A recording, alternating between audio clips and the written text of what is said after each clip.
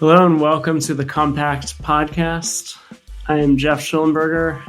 I'm here in person with Sohrab, Ahmari, and Nina Power. We are here for the 2023 Compact Christmas Party and an event with our friends Seneca Scott and Lee Fang later today. So we are here in beautiful, temperate coastal Northern California and just steps away from the illustrious UC Berkeley campus. We will be discussing primarily recent happenings as it happens in academia, in American academia. To begin, we'll just say it's nice to be recording live here with both of you in person. Yeah, good to be with you, Geoff. Lately, a great deal of controversy has been swirling around American universities. Much of this was precipitated by a congressional hearing in which 3 college presidents from elite private institutions were questioned as to their stance on questions about free speech. So,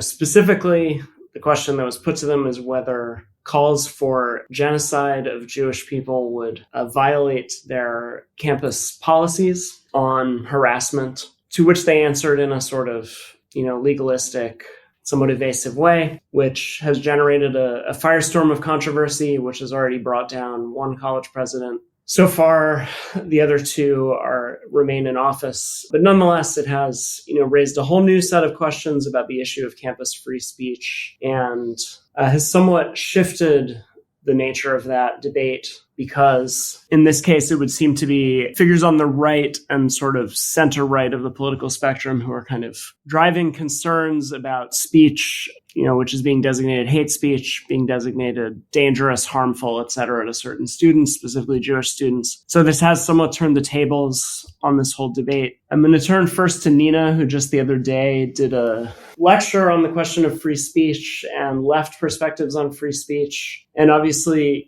there have been plenty of relevant debates going on in the UK as well. Yeah, I think one of the things that has become clear is that very few people have a consistent principled stand on free speech, and the levels of perhaps hypocrisy around particular perceived transgressions, who says what, when, the question of context, all of these things have been invoked. It seems very clear that if Claudine Gay and other very prominent people had been asked whether calls for genocide of Black students were permitted, their answers might well have been different. And we also see the kind of power of private donor money in the university question, with the pressure put on to resign Liz McGill, seemingly compelled resignation of Liz McGill of Pennsylvania, right? So obviously Claudine Gay stayed put, and indeed there was a tweet, but with no replies allowed, put out by Harvard, suggesting that they fully supported Gay. There's also the other question of plagiarism, which was raised by the investigative journalist Christopher Brunet, I'm not sure how to pronounce his name, but other people have reported it. Christopher Rufo, who's also excellent compact writer, who has also come under attack recently from the Southern Poverty Law Center. There seems to be an awful lot of very high emotions and circulating at the moment around these elite institutions and these questions of who is allowed to say what about who. I think it is actually a really serious situation, because these elite institutions have a history and they have a reputation to uphold. They have a brand. They do expel students who have themselves plagiarized. It would be interesting to see if there is now like a class action lawsuit coming from them. If indeed the allegations against Claudine Gay are correct. We have a serious crisis point, which is to do with the support of academic excellence and meritocracy on the one hand, and the preoccupations of DEI principles and a sort of progressive stack idea. And of course, we could then talk about the soft bigotry of low expectations for Black people, whether Claudine Gay is in fact being kept precisely because she is Black, whether a white man or woman would be kept on is, I think, worth asking. Well, it also depends on their politics, I would imagine. Right, exactly. So Gay is a very good regime. Yeah. One figure we could bring up here is Kevin Cruz of Princeton, who was similarly accused, did manage to ride it out, but it would be interesting to know what would happen had his politics not been so down the line friendly to the Democratic Party and so on. Right, exactly. So I think we're seeing like mask off moment, whether they really are committed to academic excellence, which if you're an elite institution, you kind of still have to be, otherwise your entire reputation falls. And maybe this is what's happening with some of these kind of late empire institutions. It's slightly different in the UK, but I think we have these same issues around fear, around hypocrisy, about who can say what, and it's very obvious that the last 8 to 10 years have been characterised by gross inequalities as regards what can and can't be said and who is punished for saying certain things, whether or not they're true or not. A few things. So I wrote a piece related to all of this for the Chronicle of Higher Education. What I focused on was this concept of moral clarity. Interestingly, a couple of the people who used this phrase were Democrats, including Doug Emhoff, the husband of Kamala Harris, and Pennsylvania Governor Josh Shapiro, and both of them used this phrase to indicate sort of what they saw as lacking in the statements of Liz McGill and the other college presidents, that they lacked moral clarity in their response to, this question of would you allow for the genocide of, advocacy of the genocide of Jews. Now, I do think there was a great deal that was kind of disingenuous and manipulative in that whole framing. What the Congresswoman Stefanik, who introduced it, was essentially glossing calls for intifada by student protesters as essentially being genocidal in nature. I would say that both of those are debatable claims. It's not that they're not potentially plausible, but to simply equate those two things seems disingenuous and manipulative to me. And this is a politician, so we can expect that. But I don't think we should take those equations at face value. But, what struck me was this invocation of moral clarity, right? What we need is not, this kind of legalistic procedural talk, but moral clarity. And what it reminded me of was this was precisely the phrase used by the progressive Black journalist Wesley Lowery in his argument for what journalism should really represent, right? That it shouldn't represent neutrality, it shouldn't represent objectivity, it should represent moral clarity. So this is the exact phrase he used. He used it specifically in relation to the ouster of James Bennett from the New York Times op-ed board and or from the New York Times, op-ed editorship. Then he followed it up with a New York Times op-ed in which he repeated this claim that what journalism needs to be oriented around is moral clarity. So, in both cases, you have these kind of institutional values like objectivity, neutrality, free speech, due process, various things like that. At certain points of heightened debate, become awkward to advocate for because the calls for moral clarity, right? There are some things that are just good and some things that are just bad. But we have to be, resolute in condemning the bad things and praising the good things, right? It's sort of the position. And what's interesting is here you have a figure of the progressive left using it against sort of traditional journalistic norms and institutional procedures. You have it coming from kind of, center left or centrist figures in the Democratic Party who are, aligning themselves with conservative Congress people who are initiated this criticism of these college presidents. And then, if you go back some years, you actually have quite a few conservatives use this term moral clarity. Interestingly, William Bennett, not to be mistaken for James Bennett, the New York Times, William Bennett, the sort of Reagan and Bush era official, was the drug czar at one point, sort of education secretary, and was kind of an expression of this kind of moral majority version of the Republican Party. So interestingly, he writes a book right after 9/11, which is called Why We Fight Moral Clarity in the War on Terror. And the argument of it is essentially these namby-pamby academics who are sort of equivocating about, maybe there's a reason why people in the Middle East are mad at America. Maybe we need to rethink our foreign policy. These people are to be condemned because they lack the moral clarity that we need to, bomb Iraq into the Stone Age. And so, I'm slightly exaggerating here, but that's essentially the idea, right? So who's the figure of moral clarity at that time? Well, essentially George W. Bush is the exemplar of moral clarity. And so the point is, this term is kind of this political football. It's thrown around from right to left. the point is, it's essentially extremely facile rhetoric on one level, but it is also, extremely appealing and even irresistible in these moments of kind of heightened conflict. So I suppose, the piece I wrote in the Chronicle is called Against Moral Clarity.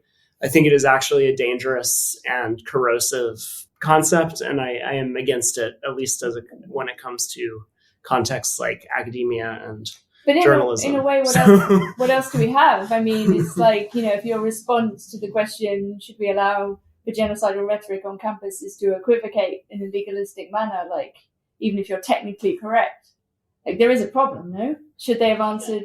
You just gave the lecture on free speech, but my position was that effectively what the college, we might not like how it sounds, but what the college president said, and I actually feel genuinely gross ever saying anything good about a university administrator, but I basically think that they were correct, that it is it's a contextual question. And the idea that you can, in a decontextualized way, say that, first of all, as a legal matter, it is completely clear and correct to say that, no, harassment policies, certainly that they have been used in all sorts of tendentious ways. And, I have plenty of criticisms of that. But the idea that you can simply take a statement outside of any particular context and say that it automatically violates a college, code of conduct is clearly wrong. That's just not true. It is not the case that in a decontextualized way, you can take a particular statement and determine it to be in violation of a code of conduct like that. So I think in a legal sense, they were completely correct. Mm-hmm. And I think we may not like how it sounds, but it is better than the alternative, which is to basically empower sort of moral entrepreneurs to, and I don't think that, I'm not saying that in practice, these universities or most others have been good exemplars of any of this, but the idea that we should just empower sort of moral entrepreneurs to decide what the stance that embodies moral clarity is in any given controversy and use that to override any kind of attempt at, procedural norms that would, provide some kind of fair adjudication is I think that is a very bad path to go down. And it is the path that we've gone down. Even if I distrust the messengers, I am more on the side of the college presidents in terms of the specific statements they said than their critics.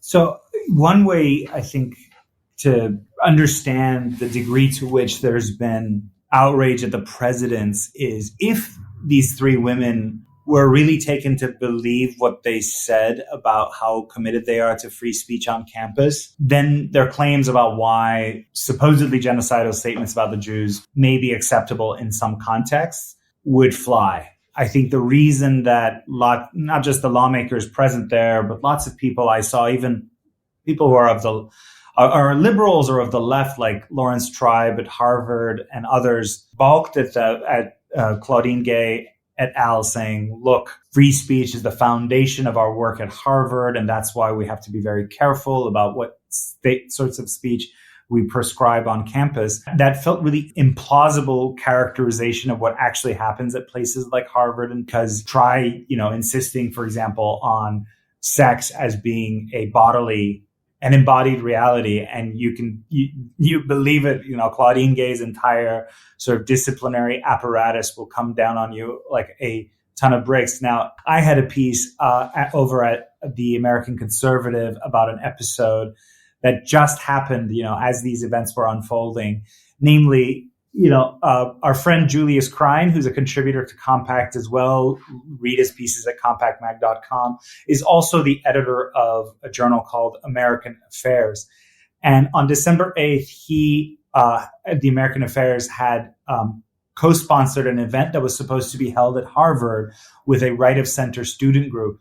Now, as it happened, the featured speakers were two Democratic, actually could consider two progressive congressmen, Representative Auchincloss of Massachusetts and Ro Khanna of California, to discuss U.S.-China relations. The student group, the John Adams Society, had registered a room a month earlier through the Faculty of Arts and Sciences, got this email confirmation saying, We got your room. If you need audio visual assistance, let us know. Here are your day of contacts if anything goes wrong, etc. The whole process gets put in motion. Then the campus police get involved because obviously you have two members of Congress who are going to speak on campus at a time when it's a febrile moment on campus of lots of protests and so on. So the campus police says, no problem. We're having a planning meeting. It's all moving along fine until on December 7th, the student group suddenly gets an email saying, no, sorry, this event has been canceled because you have an outside co-sponsor, namely American Affairs. That's the reason that was cited by the Dean for Student Affairs or whatever the exact role is. Now, what had happened in the preceding days? So on December 5th, Claudine Gay delivers her testimony, which proves quite controversial. On December 6th, the following day, one of the two congressmen who was scheduled to speak made fun of her for her remarks, mocked her remarks in a statement that his office put out.